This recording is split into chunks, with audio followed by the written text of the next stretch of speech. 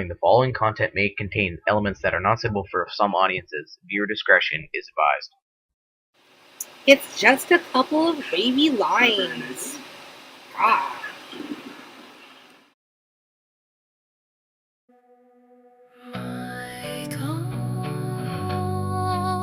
Curtains draw, strike the match, breathe it in.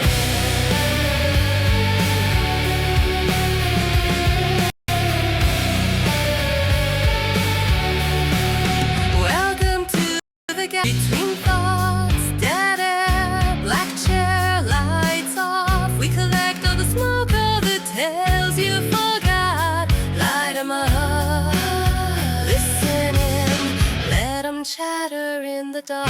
Got a box full of calls that never came through. Voices lost in the crawl space still blame you. We invite every rumor and rumor's ghost. Pull the seat, Kimiko is the host. In the void, no one hears you scream. Only echoes crawling through the beam. We like all the spooky they avoid. Conspiracies blooming in the noise. When the smoke clears, I'm still here. Facing the static right in your ear. You can turn it down, you can kill that scream, but you're blowing smoke with me. In the void between.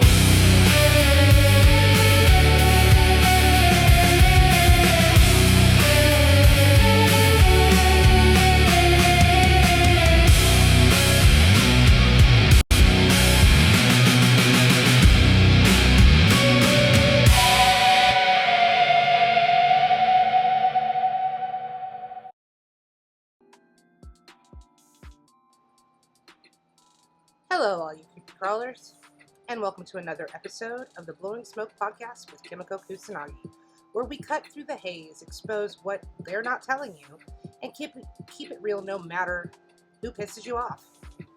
I'm your host, and I'm coming to you from hot, dry Phoenix, Arizona, ground zero for a lot of madness that we're talking about today. So spring is supposed to be that fresh start, flowers blooming, temps climbing, everything waking up.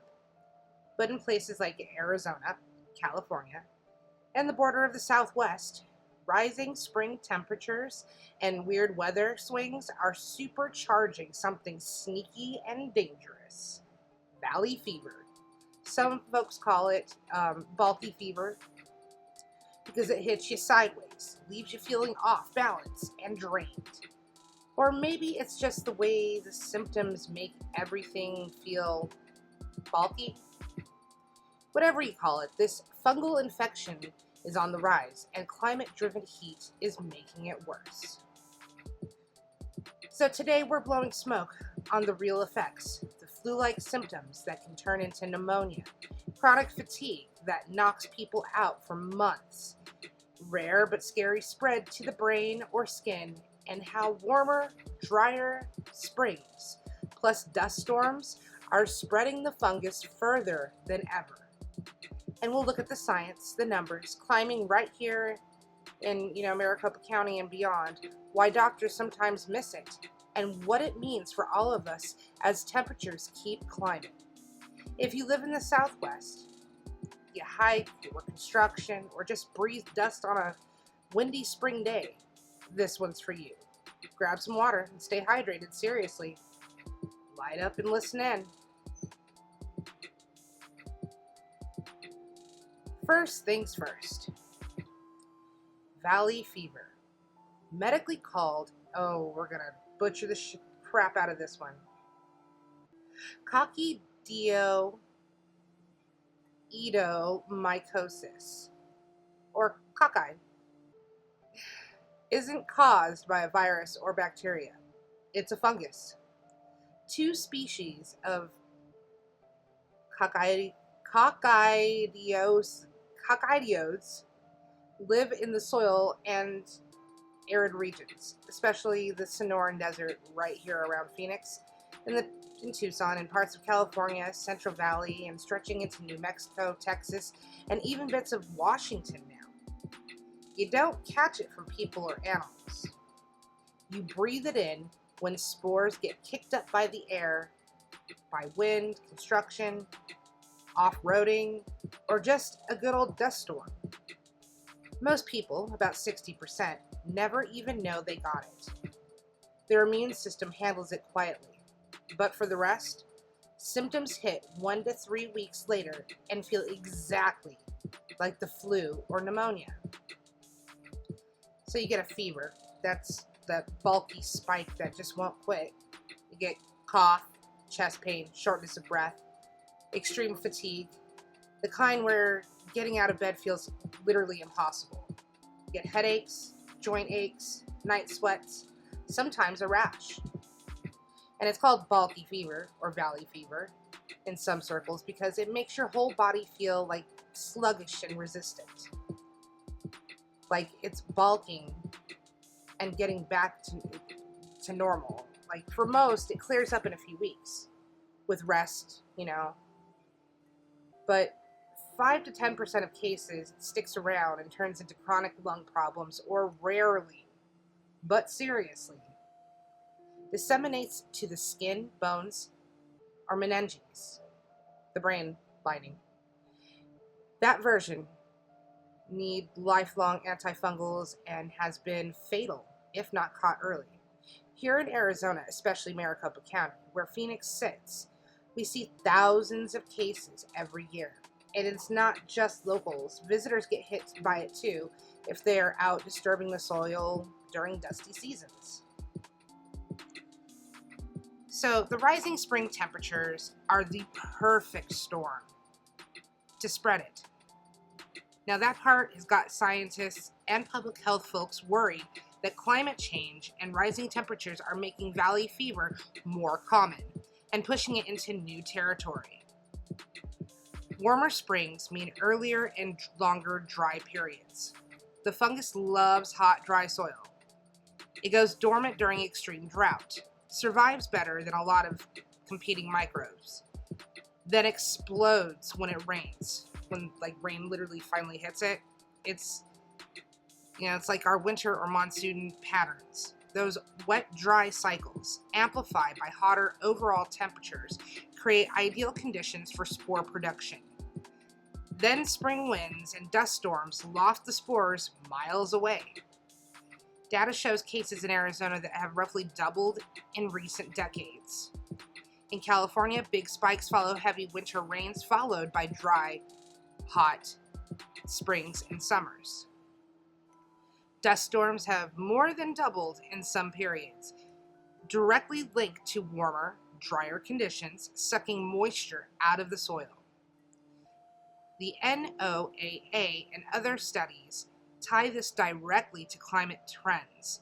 Higher average temperatures, more extreme swings between wet and dry, and predictions are sobering. Models suggest that endemic area could more than double by 2,100 under high warming scenarios, spreading north into parts of Idaho, Wyoming, and even the Great Plains. Cases could jump another 50% or more. Longer, drier summers extend the transmission season. Here in Phoenix, our hot, arid environment is basically custom built for it. And the spring temps climb earlier and higher, the dust kicks up sooner. It's not just valley fever.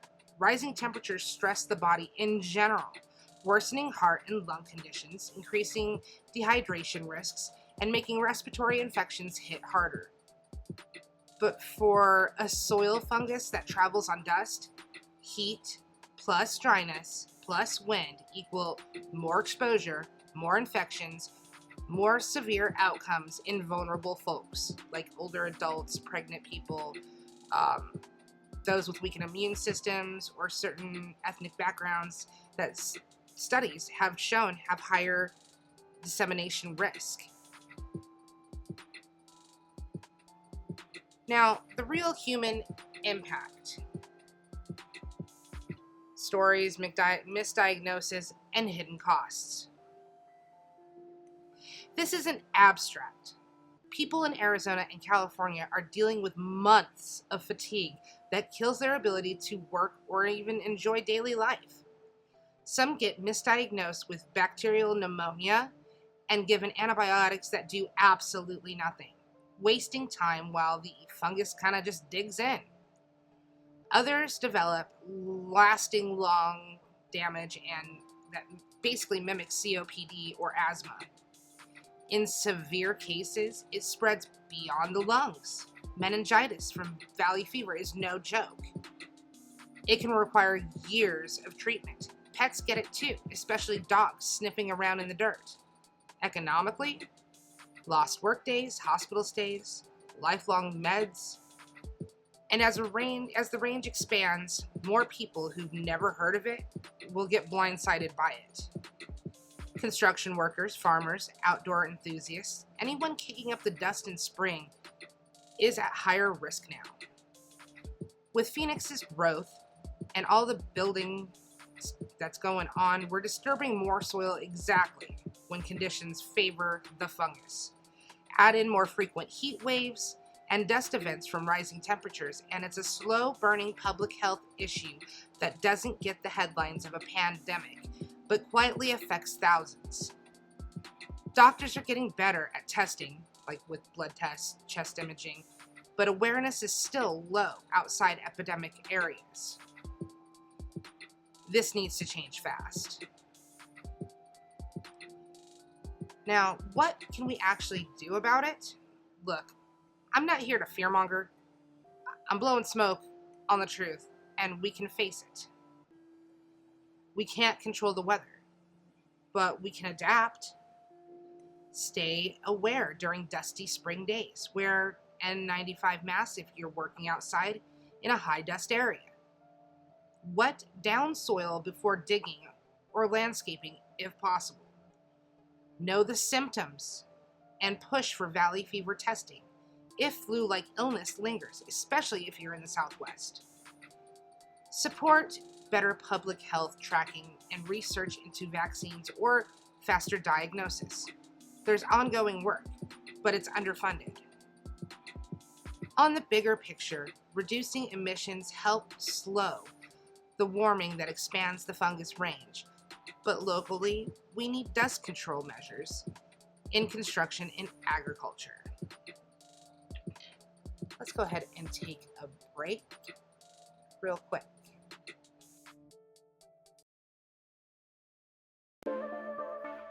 Well, you have done it. You have seeked out merch for your favorite podcast. Look at all the cool stuff.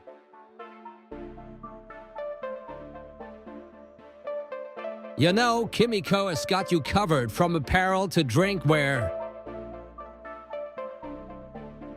Scream responsibly. The void wants you. It calls to you to support the Blowing Smoke podcast. Check it out today. Okay, and we're back. So if you've had it or know someone who's had it, share your story. The more we talk, the less hidden it stays. Like, comment, share, hit me up on X, whatever. Now, spring shouldn't come with a side of fungal roulette. But here we are. Rising temperatures are changing the game in ways that hit close to home for those of us in Phoenix and the desert Southwest. Valley fever, or that Balky fever feeling, is a reminder that climate isn't just about big storms or melting ice. It's about the air we breathe every day. What do you think? Have you or someone you know dealt with valley fever?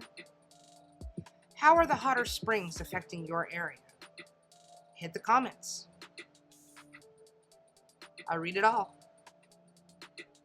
If this episode hits different, subscribe, leave a review, and share it with anyone living in dusty, scary places like Phoenix, or planning a Southwest trip to the surrounding area. Knowledge is the best defense. So next time we'll be blowing smoke on something that's got me really upset, but not really. Just a little bit upset. It'll be about the cicada COVID. But until then, stay hydrated, mask up in the dust, listen to your body, and don't let that fever win. This has been the Blowing Smoke Podcast with Kimiko Kusanagi. You stay creepy, okay?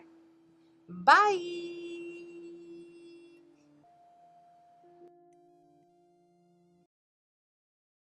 Warning, the following content may contain elements that are not suitable for some audiences. Viewer discretion is advised. It's just a couple of baby lions. God.